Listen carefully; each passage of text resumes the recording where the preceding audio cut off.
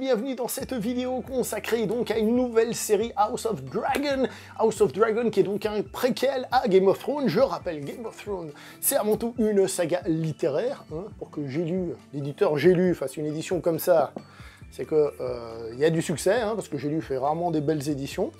Mais donc cette fois-ci, on n'est pas en train de faire la suite, on fait le préquel, qui vient aussi d'un autre livre du même auteur. Donc celui-ci, Feu et Sang, là moi ici j'ai la version intégrale, mais il existe aussi en 2 volumes. Donc voilà, on est dans le même univers. Tiens, il y a une image, je vous la montre vite fait pour que vous voyez. Donc on est toujours dans l'univers créé par George R.R. Martin. George R.R. Martin qui a toujours pas fini sa saga principale. Quand il était en train de bosser sur Game of Thrones, il avait l'air motivé à vouloir avancer et tout, mais finalement c'est toujours pas arrivé, et il a dit donc qu'il n'écrirait pas pour cette nouvelle série, bien qu'il soit dans les showrunners, hein, dans les patrons, qu'il n'écrirait pas pour cette série, parce que justement il veut se consacrer enfin à ce livre.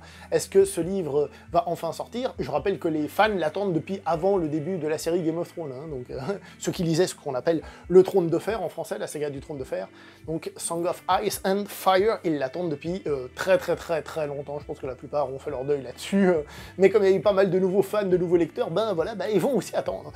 Donc, comme je disais, après cette préquel qui se base sur les Targaryen, et alors d'après ce qu'on m'a dit, parce que celui-là je ne l'ai pas encore lu, ça il fait partie de ma pile à lire, ma palle, je suis en train de regarder le livre un petit peu morflé, les coins, ici je suis pas fan, hein, j'aurais dû faire plus attention quand je l'ai acheté, hein, moi qui suis très collectionneur. Donc, je disais, oui, on m'a dit qu'au niveau du texte pur, c'est pas le meilleur texte, que c'est plus qu'un roman, c'est plus, bon, bah, je te raconte un peu ce qui s'est passé, histoire que tu sois content, mais c'est pas un pur roman bien écrit qui va essayer de faire ressortir des choses, ce qui ne sera pas le cas de la série. Est-ce que, donc, la série est proche du livre, est-ce qu'elle s'en éloigne? Je peux pas vous répondre parce que je sais pas, mais vu que la série, donc Game of Thrones, était au départ relativement proche des livres, et peu à peu elle s'en est éloignée, donc son point d'arrivée serait quand même proche de celui des livres, et donc assez proche. Même si j'ai lu, d'ailleurs, que là-dedans, il y avait des contradictions avec la saga. Tac.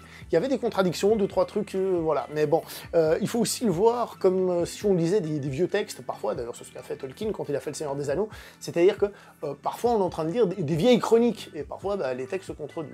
Voilà, on peut le voir comme ça. Bref, c'est un détail. On revient donc sur ce premier épisode, qui est sorti à 3h du matin, que j'ai pas regardé à 3h du matin, heureusement, mais que j'ai pu revoir tranquillement après, parce que, tiens, oui, il y en a qui bossent quand même, hélas. Donc, officiellement, en showrunner, donc, comme je vous disais, on a George R.R. Martin, et nous avons donc une autre personne qui s'appelle donc Ryan G. Condal, que je ne connais pas du tout. Et quand on regarde donc sa filmographie, ben, on se dit qu'on sait pourquoi on le connaît pas beaucoup. En fait, parmi les trucs un peu connus, alors je vois qu'il n'y a pas de date, mais Conan sur Amazon, comme je suis fan de Conan, forcément, on est dans la fantasy, comme je suis fan de Conan, forcément, je suis un petit peu curieux, mais on regarde ce qu'il a fait d'autre, et pas grand-chose de connu. Il a été scénariste de 2 films, avec Dwayne Johnson, donc le Hercule avec Dwayne Johnson, ainsi que Rampage, donc l'adaptation du jeu vidéo avec Dwayne Johnson. Même s'il y en a un que j'aime bien et l'autre, voilà quoi. Je veux dire, on n'est clairement pas face à un sommet, surtout que Game of Thrones, c'est des dialogues, c'est de la tension, voilà, c'est des points forts. Donc voilà, je sais pas ce que ça va donner, de base, je suis pas le plus rassuré, mais ça ne veut rien dire.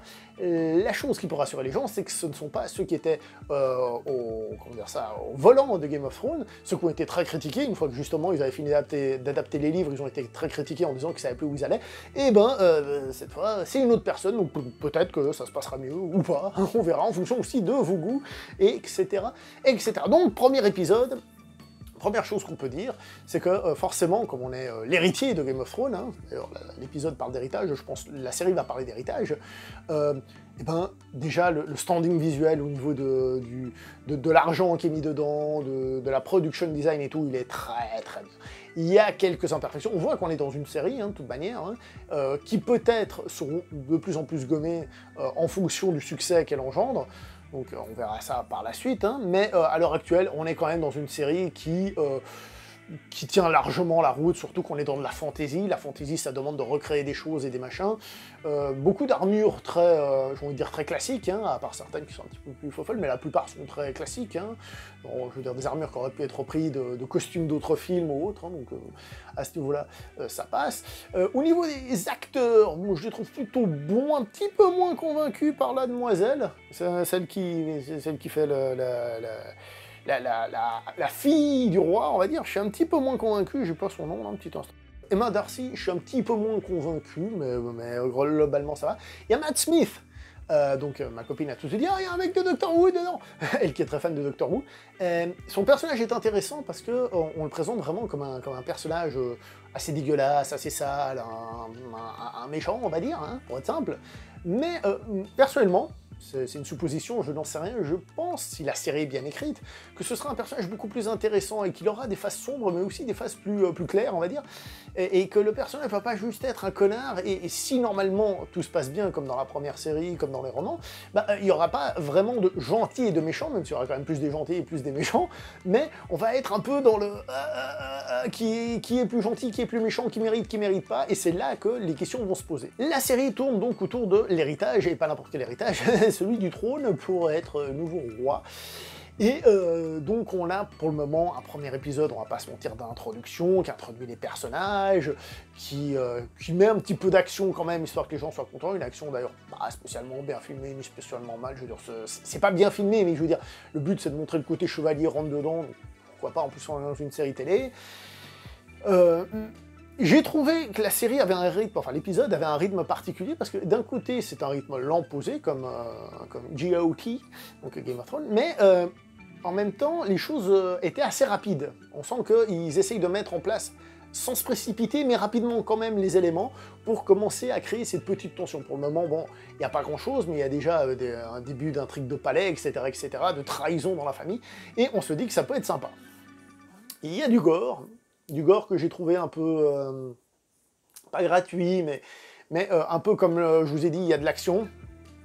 On le met parce que c'est la carte de visite, le premier épisode, on le met pour dire hop, ah, il y aura aussi ça, hop, hop, hop, soyez contents, il y aura ça aussi, hop, paniquez pas. Donc, tant mieux, c'est là, c'est cool, il y a du sexe, il y a du poiludisme, donc on a tout ça, on est dans une série HBO, on est donc dans Game of Thrones, enfin dans cet univers.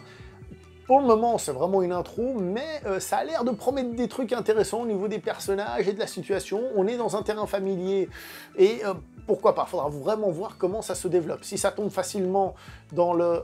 par exemple, je suis une petite princesse, oh là là, je suis une femme, qu'est-ce que j'ai pas eu de chance de me faire emmerder par des hommes. Si on tombe là-dedans, on n'est pas dans Game of Thrones, où justement, même si par exemple les Stark étaient plus les gentils, etc., vous voyez ce que je veux dire, on est quand même dans un monde où les choses sont pas faciles et voilà, c'est pas une ligne droite. Est-ce que la série va se complexifier comme Game of Thrones en allant chercher à chaque fois plus loin à agrandir son environnement, hein, comme le générique qui nous montrait cette carte et cette évolution. D'ailleurs, un petit coup de génie, puisque beaucoup de romans de fantasy commencent par une carte, donc remettre ça dans le générique, c'était incroyable, surtout qu'à chaque fois, ils montraient les nouveaux romans, enfin bref, c'était incroyable. Une idée de ouf pour les fans de fantasy. Est-ce qu'il va y avoir ça, l'équivalent? Je ne sais pas.